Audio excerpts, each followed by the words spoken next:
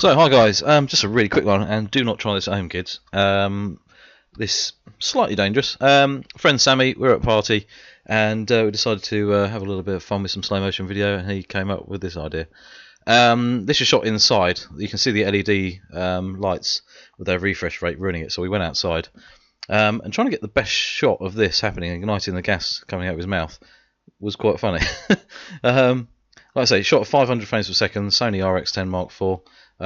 After dusk, so the light had just got going, but it works really really well. There's one where it went a little bit wrong. This one here, I think he singed the nose hairs off a little bit, which was quite funny, and burnt his lip slightly.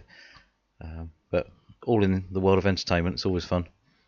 I was surprised he didn't close his eyes that quick. He only just reacted slightly, but looks really cool, and then an extra bit of flame coming out as well. So yeah, just a bit of fun. There you go, it does work, and just shows you obviously the slow motion thing. It happens so fast when you do it, in real time. It just looks so cool. There we go. I thought I'd show you that, guys. Any questions about the slow motion stuff, please ask. Don't forget to subscribe, click the notification bell, and there'll be a new video soon.